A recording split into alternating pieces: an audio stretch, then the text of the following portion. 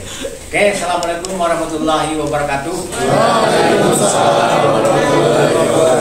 Selamat malam. Hari ini pertemuan yang ke-14. Berarti masih ada satu kali pertemuan lagi. Setelah itu kita ujian akhir semester, ya kan? Nah, pada hari ini kita lanjutkan presentasi yang ketiga, di mana sebelumnya sudah ada 2 presentasi, kelompoknya Bedar sama kelompoknya Andika Prawira, ya kan? Nah, tanpa terlalu banyak komentar, ya saya mengucapkan terima kasih kepada kelas sistem IT informasi teknologi, ya, dan terima kasih yang sebesar-besarnya atas segala macam partisipasinya. Hari ini kita lanjutkan kepada kelompok berikutnya. Semoga tampilan hari ini jauh lebih baik. Yang saya harapkan di sini adalah Anda berargumentasi, keluarkan gagasan dan ide-idenya. Urusan nanti salah atau benar itu barangkali mungkin kita sama-sama meluruskan. Tidak ada yang salah dan tidak ada yang disalahkan dalam presentasi ini. Kenapa demikian? Ini namanya diskusi kelompok, saling menyatukan pikiran. Demikian saja informasi dari saya. Terima kasih banyak. Assalamualaikum warahmatullahi wabarakatuh.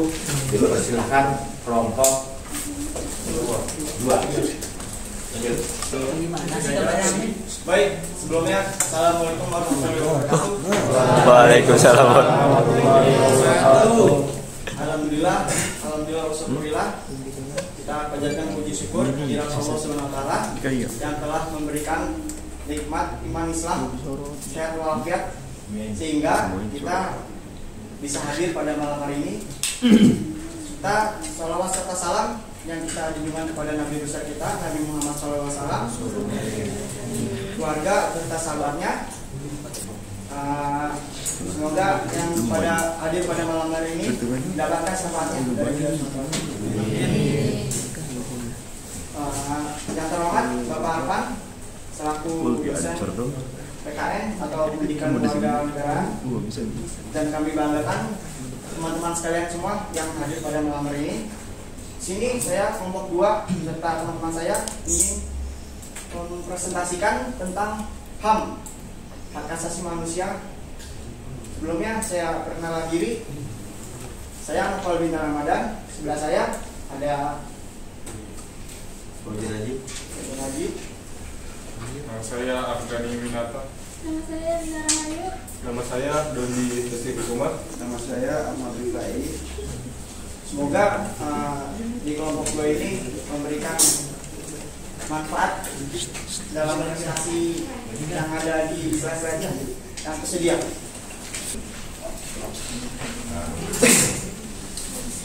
Assalamualaikum, ya, langsung aja saya mau mempresentasikan tentang hak asasi manusia. Hak asasi manusia adalah sebuah konsep hukum dan normatif yang menyatakan bahwa manusia memiliki hak yang melekat pada dirinya karena ia adalah orang manusia. Hak asasi manusia berlaku kapan saja, di mana saja, dan kepada siapa saja sehingga sifatnya universal.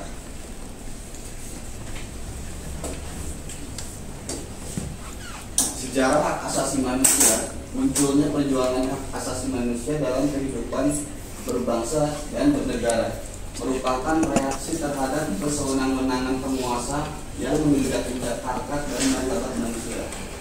Kekuasaan absolut atau mutlak para raja dan kaisar yang menindas hak rakyat atau daerah. Pola kekuasaan imperialisme dan kolonialisme, aneka diskriminasi. Adanya negara kuat dan lemah menuntut jaminan hak asasi manusia dalam negara maupun secara internasional.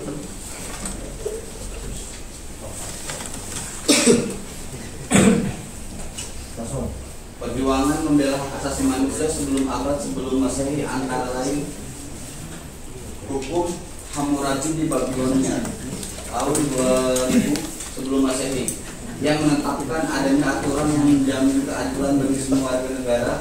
Hukum tersebut terkenal sebagai jaminan hak-hak asasi manusia. Solon 600 tahun sebelum Masehi di Athena yang mengajarkan bahwa orang-orang yang diperbudak karena tidak mampu melunasi utangnya harus dibebaskan. Ya lanjut, dipercepat saja. Tadi ini udah materi yang lalu. Terus, nah ya, ini aja. Ya udah kerja. Kasih ke moderator. Baik, selanjutnya Ya. bisa dibacakan dengan Mas Dodi. Silakan Mas. Perkembangan hak asasi manusia di era modern sesudah Masehi. Yang pertama dimulai dari revolusi Amerika itu yang dipimpin oleh Abraham Lincoln pada tahun 1963. Dia menentang adanya perbedaan warna kulit, agama, dan jenis kelamin dalam pemerintahan. Jadi di era revolusi Amerika itu dulu masih ada namanya diskriminasi terhadap orang kulit hitam di sana tuh. Namanya apartheid ya kalau nggak salah. Ya di konflik di sana tuh emang karena Amerika adalah negara yang banyak imigran sana gitu. Jadi di sana tuh ya orang-orang kulit hitam itu jadi budak gitu. Ibaratnya kulit putih adalah ras yang paling tinggi gitu di antara ras yang lain gitu. Nah, lanjut yang kedua ini dari F.D. Roosevelt di tahun 1941. Ada yang tahu nggak dia fotonya di bawah? Dia itu presiden Amerika. Kurang lebih dia perang dunia kedua dia mimpin Amerika dulu. Dia menganjurkan untuk melaksanakan 4 macam kebebasan, yaitu pertama, kebebasan berbicara dan mengemukakan pendapat, freedom of speech and expression. Kedua, kebebasan untuk memilih agama, freedom of religion. Ya di Amerika kan dia dia tuh liberal, jadi bebas kita mau nganut agama apa aja gitu di sana. Untuk hari ini ya, untuk sampai di hari ini itu bebas gitu. Bahkan di sana tuh banyak agama yang diakui itu bisa sampai ratusan kayaknya kalau kurang lebih. Bahkan tidak beragama. Ya bahkan tidak beragama juga diakui di sana gitu. Dan kebebasan dari rasa takut, freedom of fear. Nah ini juga sebagai warga negara kan hak itu juga dilindungi oleh negara gitu. Entah kita tinggal, kita makan, kita pakai baju, apapun tuh bebas dilindungi haknya oleh negara. Jadi kita gak usah takut gitu. Nah kayak keempat, kebebasan dari kekurangan dan kelaparan, freedom of want. Nah ini juga salah satu bentuk hak asasi manusia yang kan manusia juga berhak untuk makan yang meskipun kita tidak punya uang ya untuk beli makan, kan itu tanggung jawab pemerintah juga gitu untuk mengatasi hal itu gitu. Oke, ini Universal Declaration of Human Rights yang dicetuskan pada tanggal 10 Desember 1948, disahkan oleh Majelis Umum Perserikatan Bangsa-Bangsa pada bulan Desember 1948. Deklarasi ini merupakan hak pertama dari 3 tahap program dirancang untuk menjadi sebuah International Bill of Rights yang didasarkan atas kewajiban-kewajiban yang mengikat negara-negara secara universal dan diperkuat oleh perangkat kerja, dewan, dan administrasi yang efektif. Secara kronologi, 3 tahapan itu adalah yang pertama, sebuah deklarasi yang menetapkan bermacam-macam hak manusia yang harus dihormati. Jadi ini tuh deklarasi yang dibuat oleh PBB untuk istilahnya dia pedoman hak asasi manusia yang dipakai seluruh dunia gitu loh, yang ikut keanggotaan PBB. Mungkin kecuali negara-negara komunis dia tuh nggak masuk PBB tuh biasanya, kayak Korea Utara dan segala macam. Dan yang kedua nih, serangkaian ketentuan konvenan yang mengikat negara-negara untuk menghormati hak-hak yang telah ditetapkan tersebut. Dan ketiga, langkah-langkah dan perangkat kerja untuk mutlak kesalahannya. Ya. Ya.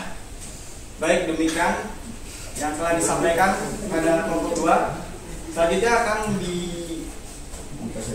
buka sesi tanya jawab. Siapa aja yang ingin bertanya jawab? Mohon maaf sebelumnya. Kami dari kelompok 2 membuka pertanyaan 3 saja.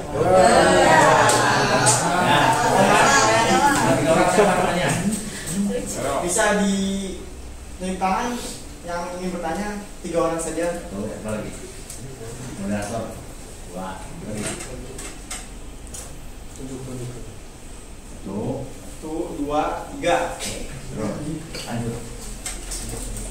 Ya, siapa dulu yang ingin bertanya? Silakan berdiri. Bagus.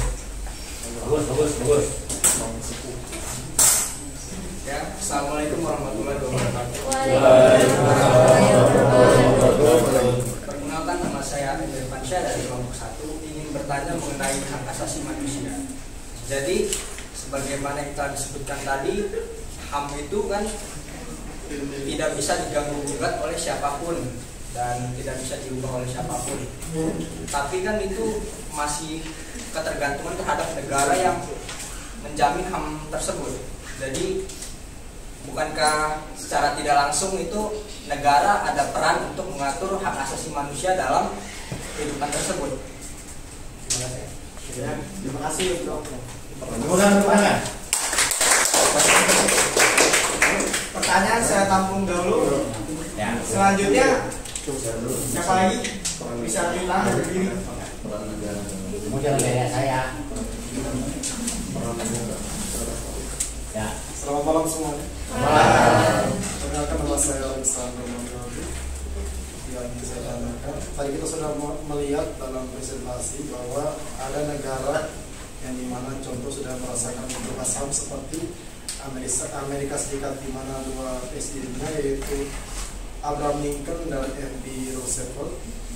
Nah, itu dibandingkan dengan yang lebih modern, yaitu negara Korea Utara, di mana kita masih tahu mereka masih dapat dikatakan kesulitan ataupun tidak sama sekali merasakan HAM terhadap pemerintahnya. Yang ingin saya tanyakan dari kelompok 2, bagaimanakah pendapat kalian tentang pemerintahan dunia yang bisa dikatakan yang turut ambil bagian dalam keselamatan warga di sana?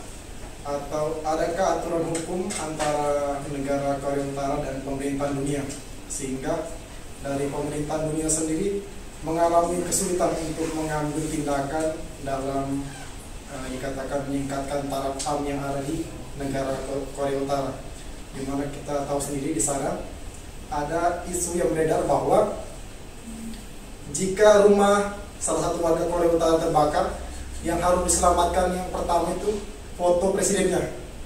Masalah nyawa pemilik rumah sendiri itu urusan belakangan. Ya, terima kasih.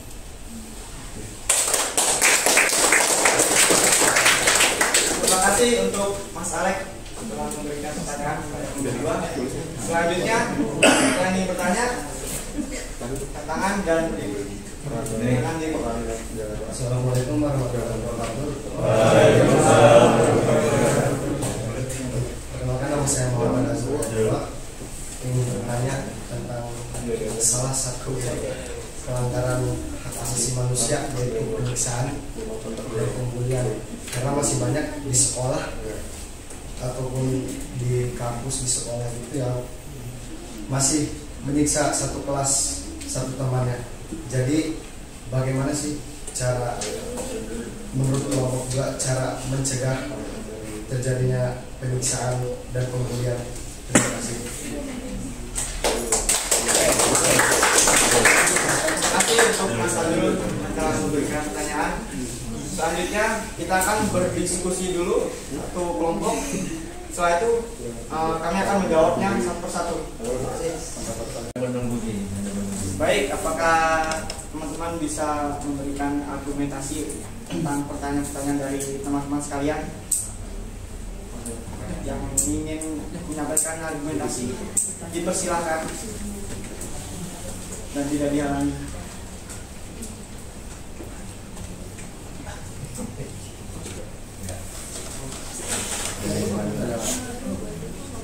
Saya ingin menanggapi pertanyaan dari Bung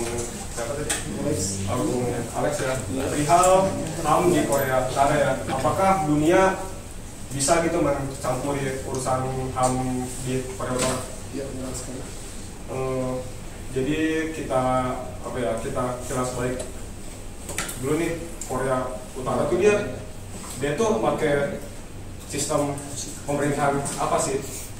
Korea Utara itu dia itu negara komunis yang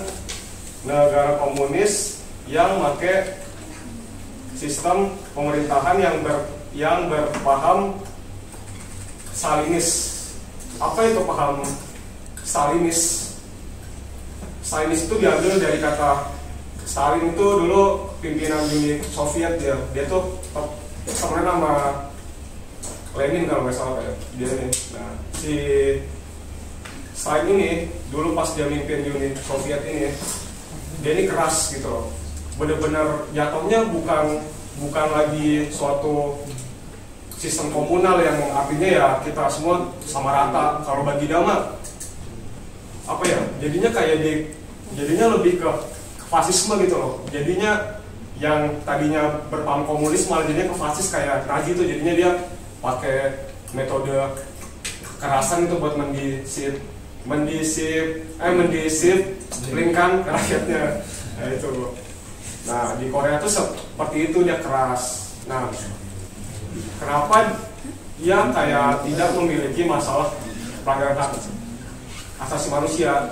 Di sini dikutip dari Korean Central News Agency, kenapa Korea Utara tidak memiliki masalah pelanggaran hak asasi manusia? Karena sistem Juche yang diberlakukan di negara tersebut diputuskan oleh rakyat dan bertugas melayani mereka dengan setia. Dan kenapa dunia nggak bisa ikut campur gitu? Sebenarnya dunia udah ikut campur gitu. Masalahnya Korea Utara ini punya nuklir.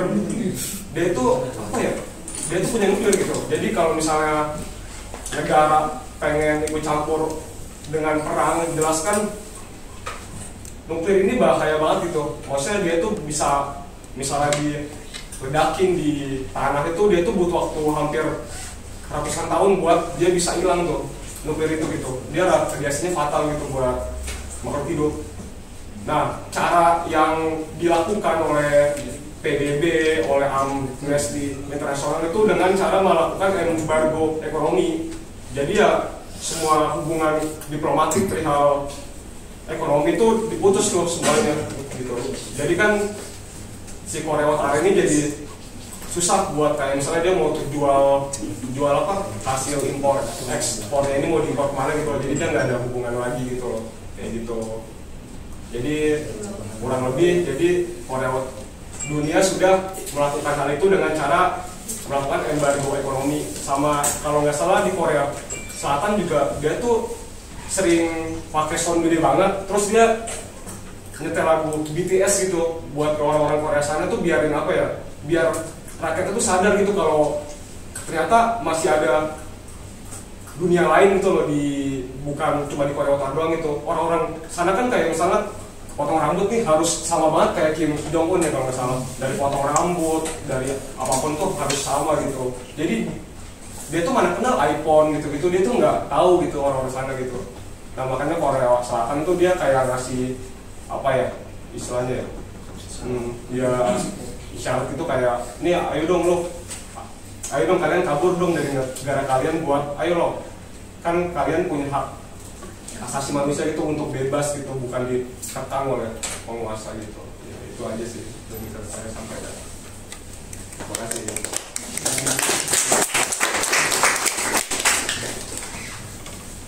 Baik, itu penyampaian dari jawaban atau penyampaian dari Mas Dogi. Apakah Bung Alex puas atau ingin menambahkan argumentasi lainnya?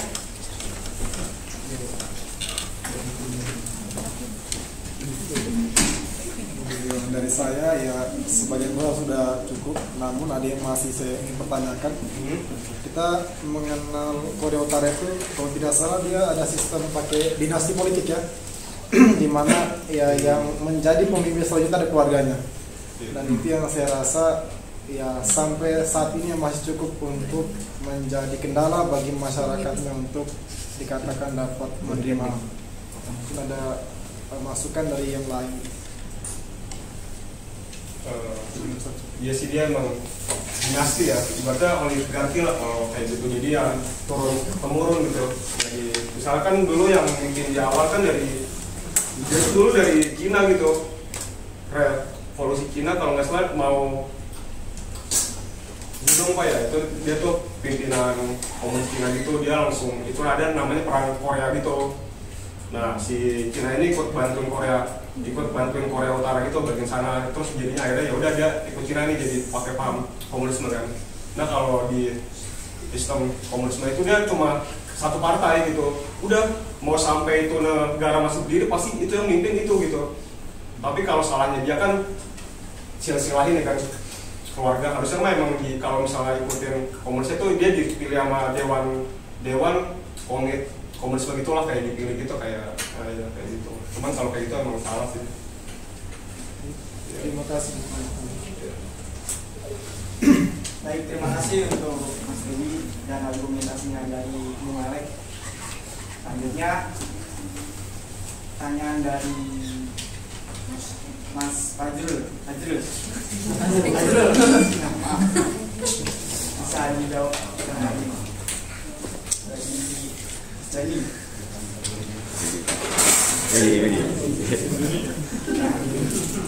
Oke, saya ingin menjawab pertanyaan dari beliau. Untuk menghadapi bullying ya, menurut saya bully itu harus diberantas memang ya. Kalau bisa sih dari sekolah tuh harus gitu, tegas gitu. Kadang memang dari pihak guru acuh tak acuh kan, biasanya soal jaket aja cepat gitu yang ngambilnya, tapi giliran soal bullying kayak tutup kuping gitu. Tapi di sini sebenarnya ada langkah-langkahnya gitu kan. Misalnya mau mengadukan gitu biar ada bukti, biar ada biar ada bukti buat penyelamatan gitu ya dari kasus bullying itu. Misalnya dokumentasikan kejadian, catat setiap insiden secara rinci termasuk waktu, tempat, dan saksi yang ada. Ini dapat menjadi bukti yang berguna jika perlu melibatkan pihak berwenang, misalnya kayak guru, kayak polisi pun bisa. Terus berbicara dengan orang tercela, cobalah berbicara secara langsung dengan pelaku dan sampaikan bahwa perilaku mereka tidak diterima.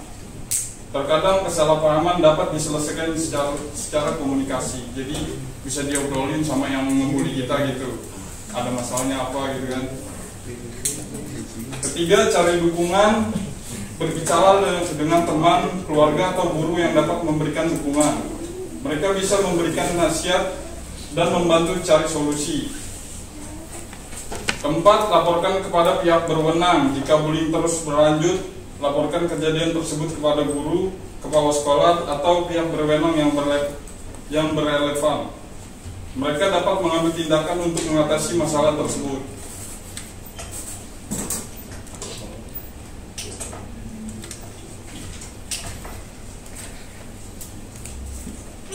Kelima, dapatkan bantuan profesional jika bullying memiliki dampak serius pada kesejahteraan mental atau emosional orang yang dibully.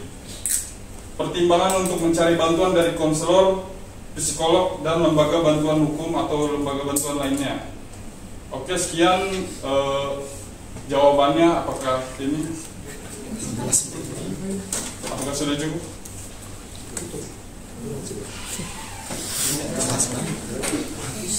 Ya, terima kasih untuk Mas Dani telah menjawab dari pertanyaan dari Mas Andrul. Selanjutnya, dengan presentasi ini kalian semua atau teman-teman sekalian dapat terinspirasi atau tidak? Oh, ya. Masih ingat Selaw, masih ingat. Masih ingat.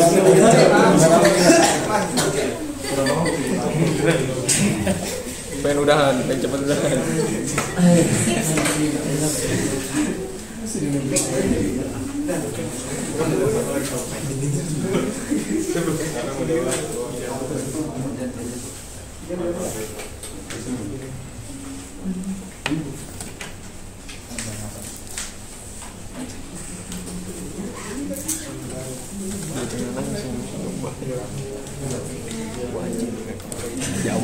Jawab.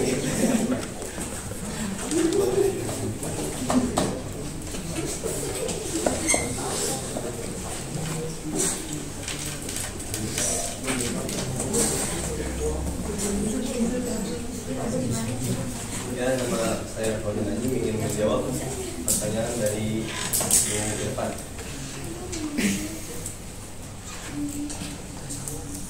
Jadi jawabannya, negara memiliki peranan penting dalam melindungi hak asasi manusia atau HAM. Tugasnya mencakup pembuatan dan penegakan hukum, serta memastikan bahwa warga negara mendapatkan hak-hak dasar seperti kebebasan berpendapat, hak hidup, dan perlindungan dari diskriminasi. Negara juga harus memberikan akses pendidikan, kesehatan, dan keadilan untuk semua warganya sesuai dengan prinsip HAM. Ya. Tepuk tangan.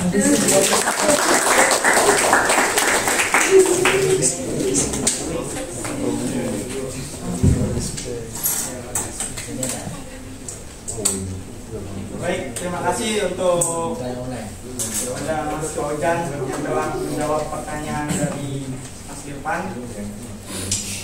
Apakah dari jawaban-jawaban dari kelompok kami ingin menambahkan atau meluruskan ada yang salah atau gimana?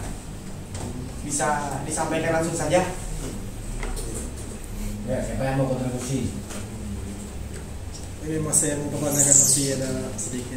Silakan lanjutkan. Ini kembali berhubungan apa yang saya katakan kembali tadi tentang dinasti politik yang memang ya ada positif atau negatifnya. Dan negatifnya kita tahu dan positifnya juga kita sudah tahu.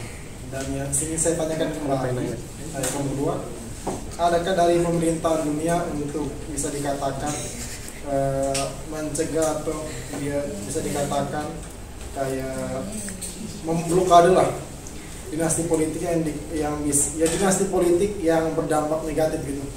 Mungkin ada tanggapan dari pemerintah dunia ataupun tindakan dari pemerintah dunia untuk semacam mengatasi tersebut.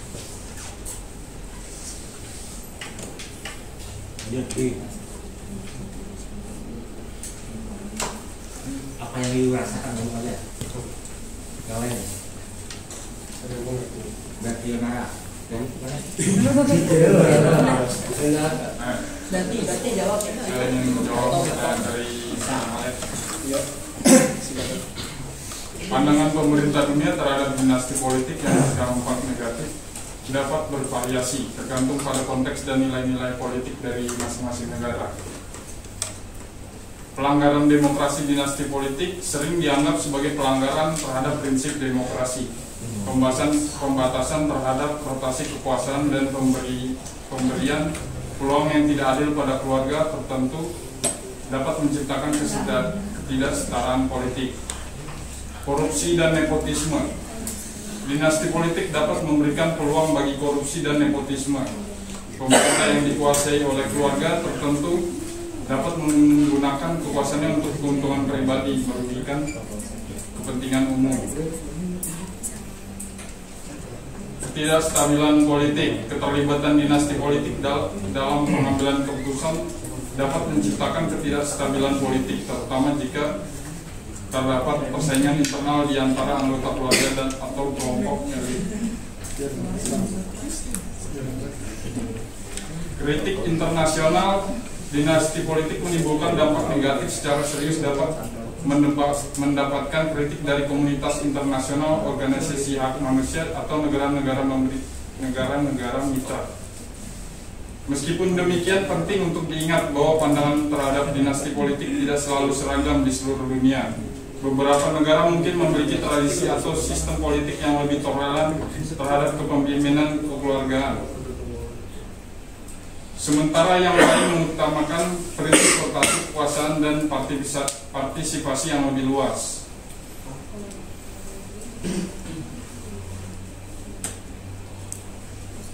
Nah, itu merupakan pandangan negara terhadap dinasti politik yang ada di dunia, termasuk Korea Utara.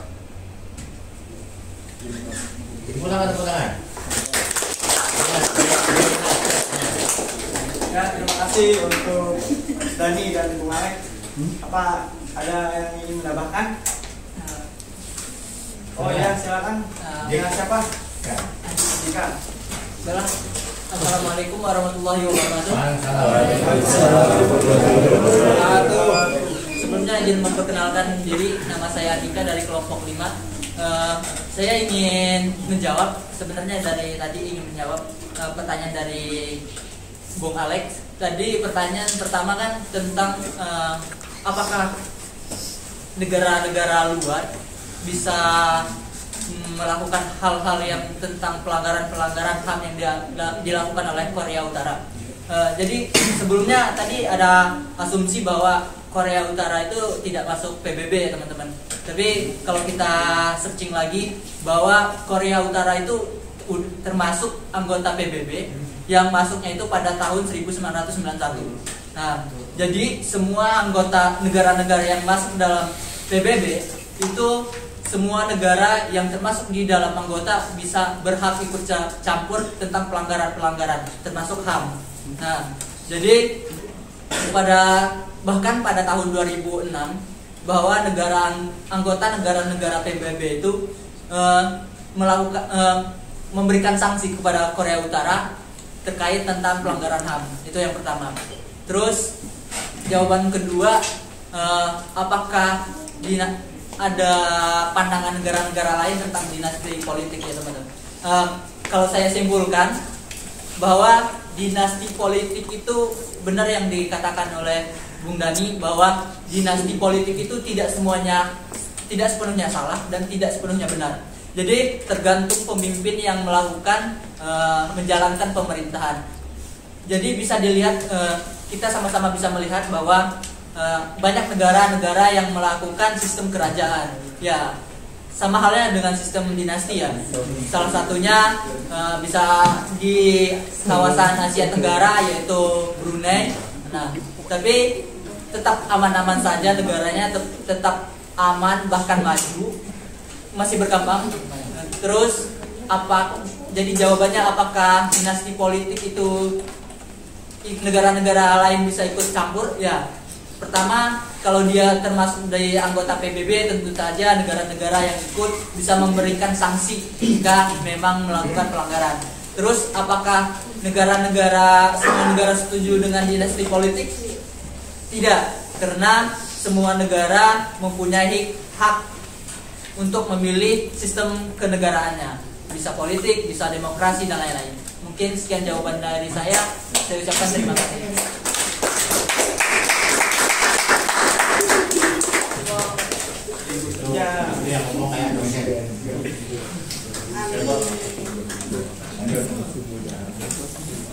Ya, terima kasih untuk Mas Dika yang meluruskan atau menjawab semua dari pertanyaan Bung Alek.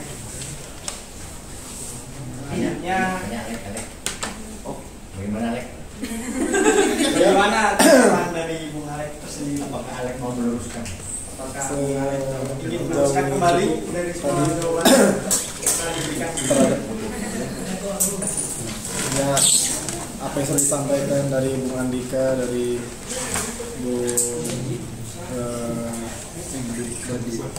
Dodi, ya secara garis besar sudah terpenuhi dari apa yang saya pikirkan.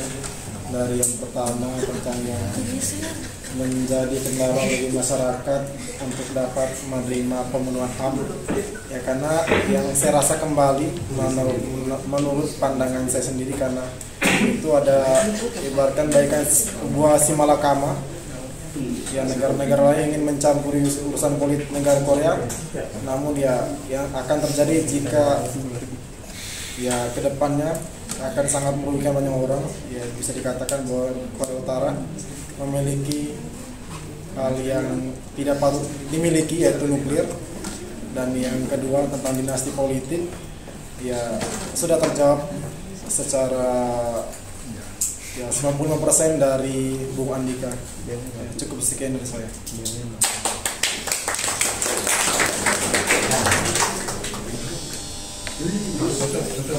Nanti pertanyaan kedua kamu nanti sendiri.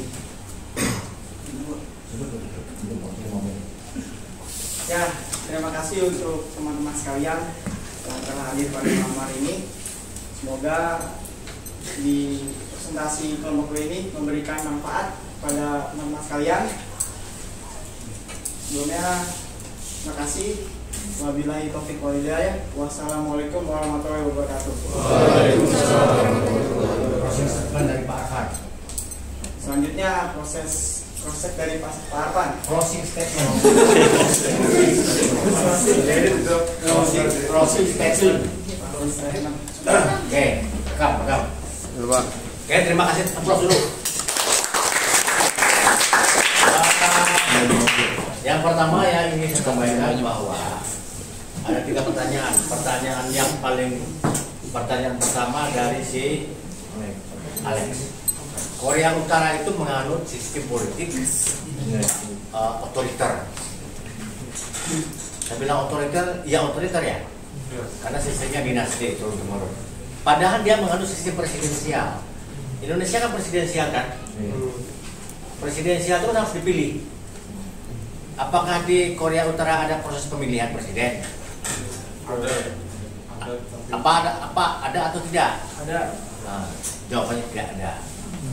Itu rancunya yang pertama. Turun temurun dia, ya kan? Kemarin itu presiden yang sebelumnya adalah bapaknya, sekarang anaknya, ya kan? Apakah ada proses pemilihan? Secara demokrasi tidak ada pemilu seperti layaknya pemilihan presiden di Indonesia. Tapi ada lembaga organisasi partai politik yang didesain, itulah yang memilih. Kemudian yang kedua, benar kata si Andika bahwa Korea Utara itu adalah satu dari negara yang ikut dalam anggota PBB, ya kan? Timbul pertanyaan, apakah demokrasi yang ada di Korea Utara itu menyalahi undang-undang atau menyalahi aturan? Kalau berkaca kepada demokrasi liberal, dia salah, gitu kan? Tapi kalau berkaca kepada komunis, dia benar. Nah, gitu ya. Jadi alat ukurnya apa? Alat ukurnya adalah dia tergantung kepada blok mana dia berkiblat.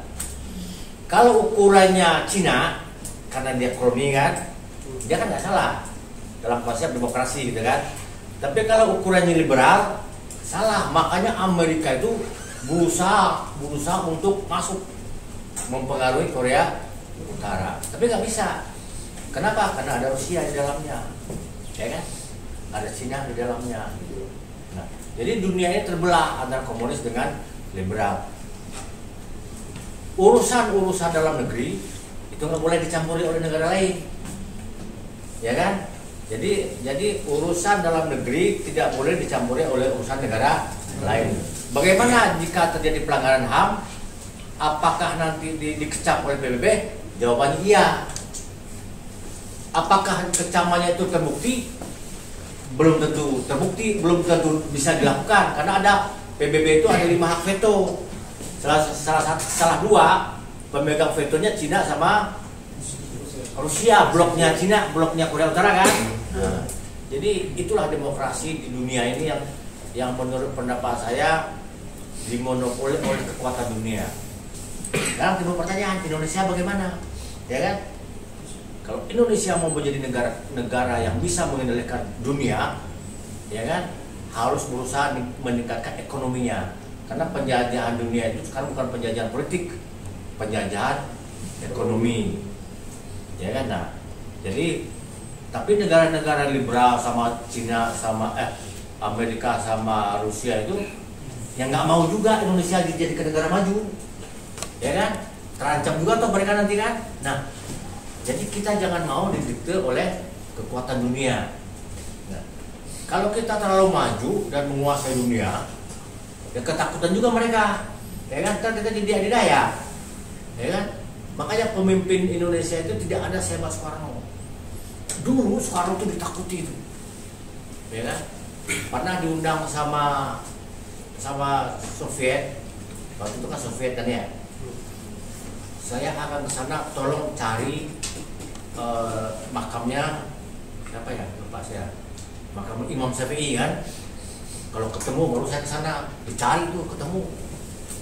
Begitu powerfulnya Soekarno, ya kan. Nah, sekarang ini kita butuh pemimpin yang sesungguhnya berwawasan internasional dan intelektual, ya kan. Kenapa demikian? Ya karena untuk memasuki Amerika sama Cina itu tidak juga mudah, termasuk Rusia. Makanya kita itu bersifat non blok, tidak memihak, ya kan? Tidak memihak kepada blok barat, tapi tidak memihak kepada blok timur. Itu tentang Korea Utara. Apakah salah Korea Utara? Secara hak asasi manusia salah. Kalau kacanya adalah liberal. Tapi kalau secara Cina salah nggak? Nggak salah. Apakah dia boleh? Secara hukum internasional, karena teori-teori ilmu negara dan ilmu tata negara itu adalah produk negara liberal, ya kan? Makanya Amerika berusaha untuk embargo terhadap kekuatan politik yang ada di Korea Utara. Nah, karena Korea Utara itu ke sebelah bawahnya kan ada Korea Selatan nih, ya kan? Jerman Barat sama Jerman Timur aja oleh kekuatan Eropa bisa bersatu kan, ya kan? Kan Jerman Barat, Jerman Timur kan sudah nggak ada lagi, hanya ada satu Jerman kan, tembok Berlin kan sudah nggak ada lagi kan. Nah, sekarang Korea Utara yang komunis, Korea Selatan yang liberal, ya kan. Ini Amerika ini bagaimana dia menguasai kekuatan dunia, menghancurkan komunis di dunia ini. Kenapa komunis itu sesungguhnya melanggar hak asasi manusia dalam kacamata liberal. Tapi komunis itu kan nggak mau juga. Saya pemerintah saya komunis yang cocok buat saya. Nah, jadi teori-teori itu teori-teori yang muncul sekarang ini adalah teori-teori yang dipakai oleh para pendirinya. Leninisme, Marxisme, ya kan? Stalin itu teori-teori Soviet tuh, teori-teori komunis. Sedangkan teori-teori liberal ada Jean-Jacques Rousseau, ada Thomas Hobbes, ada Thomas Aquino, itu pemikir-pemikir liberal tentang teori ilmu negara. Apakah teori ini salah? Tidak ada yang salah, ya kan? Tapi dua-dua teori ini saling mempengaruhi.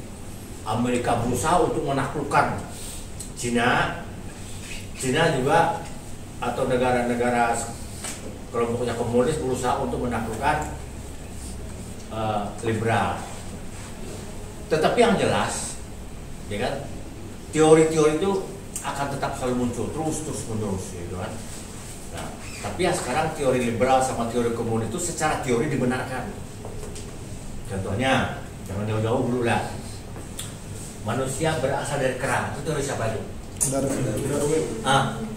Apakah dunia mengakui teori itu secara keilmuan? Iya, ya kan? Secara keilmuan loh, belum ada teori yang membatalkan tentang itu kecuali teori yang berhubungan dengan agama, ya kan? Mana iya sih? Jadi yang menghantam teori itu adalah keyakinan tentang agama. Kalau kita bicara agama kan, itu tidak akan pernah ada protes lagi kan, karena dia agama itu kajiannya keyakinan.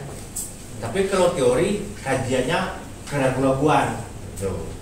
Oke, itu yang pertama tentang Korea Utara.